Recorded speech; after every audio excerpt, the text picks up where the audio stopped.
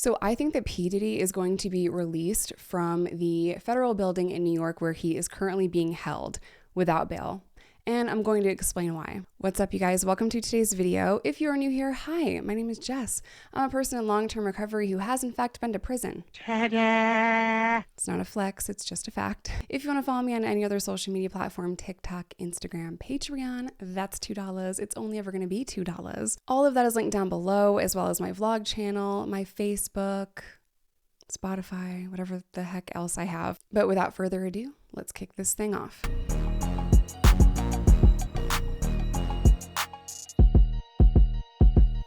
Okay, so I am not an expert in law. I don't have a law degree. I did not go to law school.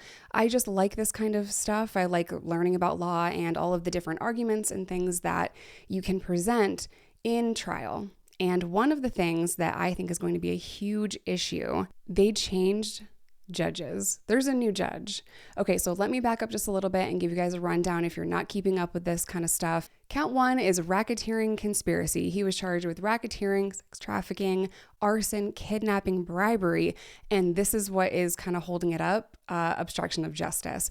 So the judge denied his bail request, and this bail request had tons of safeguards in it that would make any judge in any case, in my personal and not important opinion, feel as though that defendant is going to return to court because it is a laundry list of things that he was willing to do. He's desperate. He would be like, you want my kidney? Like, I'll do anything. But they offered $50 million. They also had co-signers on that. They were going to give him an ankle monitor. He'd have to return his passport. The list of people that he would be allowed to be around would include a very tiny group of people, just family. The main point there is that a lot of women cannot go to the house. I mean, $50 million, ankle monitoring, handing over, passports, all of that stuff. It seems like a lot to ensure that this person is definitely going to return, right? This huge bail package was denied by the judge twice, but now that there's a new judge, I really believe that he is going to be let out of jail. It's very difficult for him to build a case. The lawyers don't want to talk on the phone. And strategically, the lawyers have to go in to see him all the time. These have to be in person. They're going to make the argument that it's very costly to the state to hold him there because he needs special protection, right? They're going to argue again and again that he is innocent until proven guilty, and that with all of the safeguards in place, ankle monitoring and everything, that he is not going to be a danger to the public. But I think the most important aspect here is that he's innocent until proven guilty. He's having a hard time building his case, and it's very costly to the state to hold him there. And I'm smiling because it's like, okay, these are technicalities, my guy. They're just technicalities that will work, I think. I am not a fan of bail. I am a huge fan of bail reform. I don't think that you should be sitting in jail trying to fight your case unless you are a danger to society, unless it's I can't say certain words on YouTube, unless you're going to hurt somebody or you have unalived somebody or it is a child predator case. I don't think that you should sit in jail fighting your case. What bail reform laws do, it's an even playing field for everyone because the rich can always bail out. Well, you know what I mean? When you have the money to bail out, you can usually bail out, but people that are very poor cannot afford bail. And that's what bail reform is. It just sets a level playing field for everyone. And it's up to the judge to say like, okay, you're not a danger. This is a little possession case or whatever. So you're going to signature bond out and return to court. If you don't return to court, then you get a warrant for your arrest, right? Because you failed to appear. I think that it's a valid argument, but the issue here is he has the money and the power to leave, even if you take the passport. He is a major flight risk. Not only is he a flight risk, but also with the obstruction of justice, I think the judge is concerned with witness tampering, as they should be. Like, he should be concerned that Diddy is going to try to do anything he can to get people, victims, alleged victims, from talking. Okay, so what is more important? The defendant's constitutional rights or the courts need to have a, untampered with trial. I forget the name of it right now. I'm losing it. It's in there somewhere. Well, obviously the defendant's rights. There's only so much that you can do, and I think they're going to come in and cite that, hey, you can't keep him here. It's not fair. Let him build his case. Let him go out on ankle monitoring, save some money. And, not give him special treatment, but just allow him the opportunity, as is his constitutional right, to build the case in all of that. A Hail Mary, like a last ditch effort, would be to talk about the conditions at this jail, because people have died there. I think a couple of people have died since June or July of this year. Some people have unalived themselves. The conditions are deplorable. They're absolutely horrible. But if we're going to talk about the conditions of this jail simply because Diddy is there, I think that's crazy. What they need to do is they need to hire more staff. They need to make sure the conditions are not disgusting. And they need to really like rev up all of the things for this jail. The conditions should not be that grotesque. Multiple staff members at this facility have been charged with committing crimes themselves. It's just a fucking shit show of a place to be. It's the worst place that you could be. All jails are bad. All prisons are bad.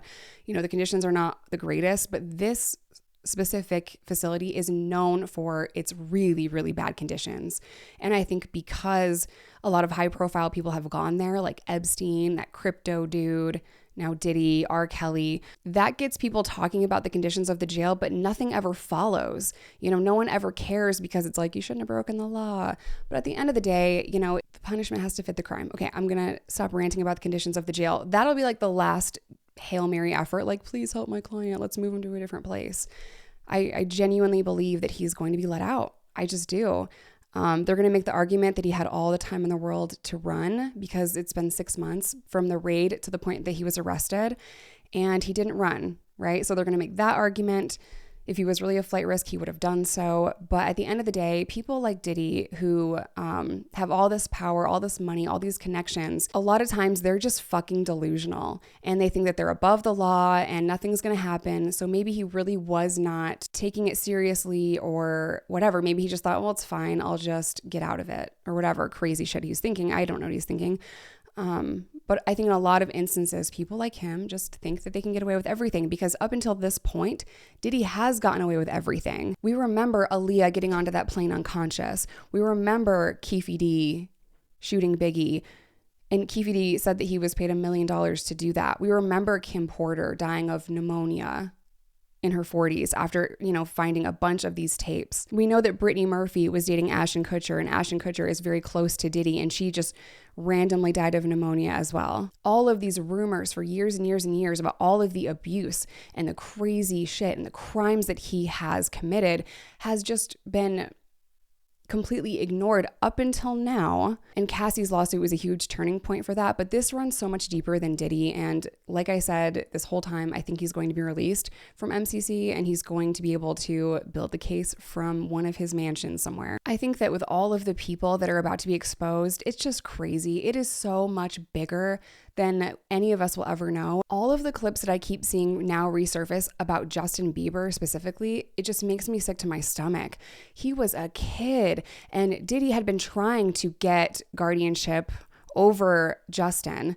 And that was something that he just couldn't do. It, you know, wasn't happening for him. So what he ended up doing is he got Usher to get guardianship of Justin, and Usher gave Justin to Diddy for 2 days. Everyone gave Justin such a hard time, you know, and it's like, dude, he was a kid when he went into that industry.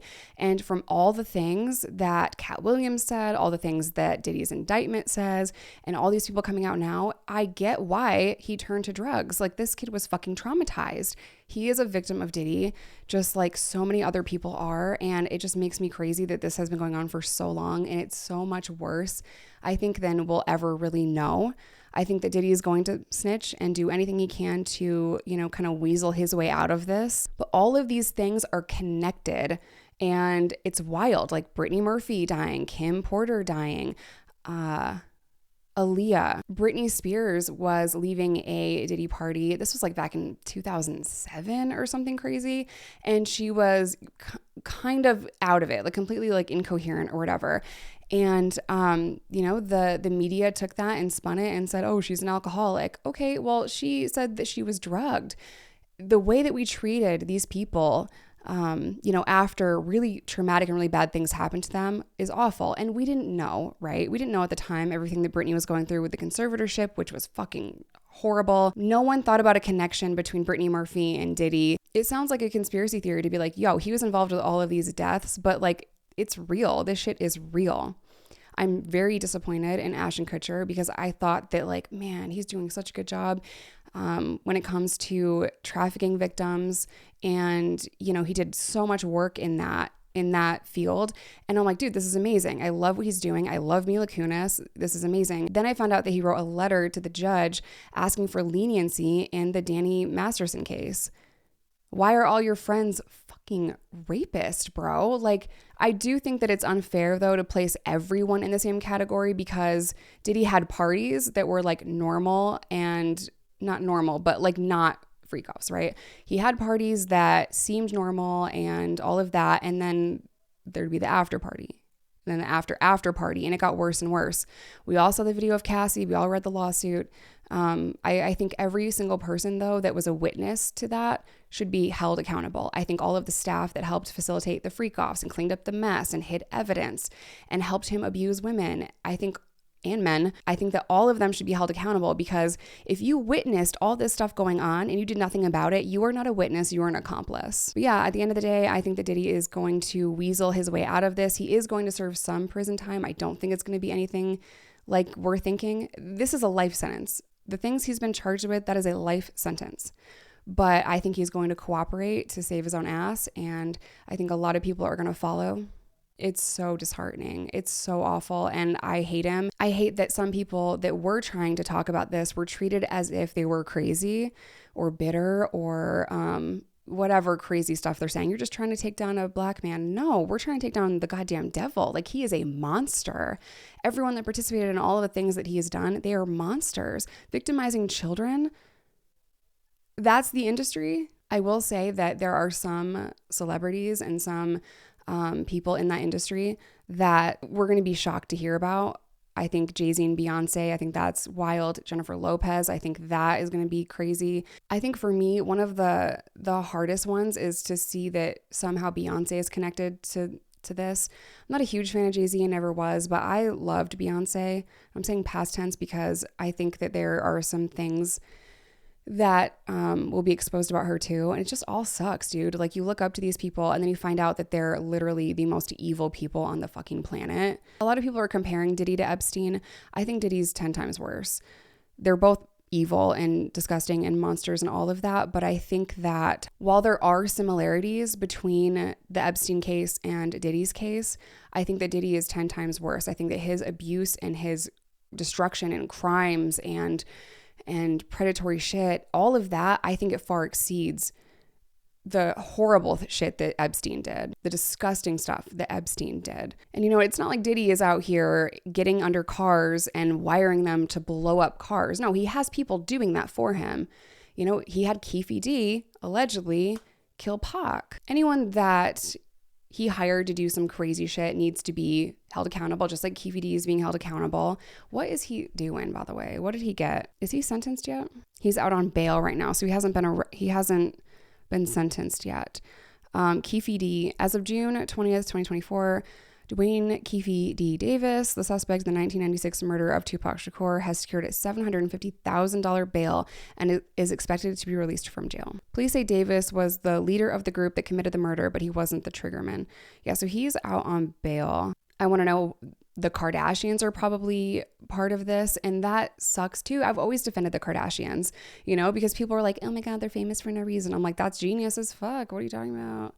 Seems like a smart business strategy. Or people talked a lot of crazy stuff about Kim studying law. I'm like, I think we all should study law. Why are y'all hating that she's studying law? Do they say dumb things? Have they done, you know, distasteful things over the years? Sure. But like, at the end of the day, I always defended them because I'm like, okay, they're famous for nothing. I'm jealous. I'm going to end today's video here, but I will not be surprised if Diddy walks out of MCC any day now. Even with 120 new alleged, you have to say alleged, definite victims coming forward.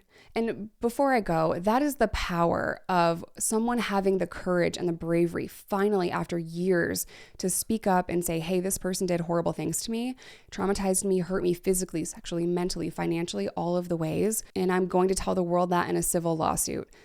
The reason why that's so powerful is now because of that, everyone else feels that it is safe for them to come forward. As always, let me know your thoughts in the comment section down below. I'm going to end today's video here. I love you guys. Stay safe, stay in recovery, whatever that looks like to you. And I will see y'all in my next one.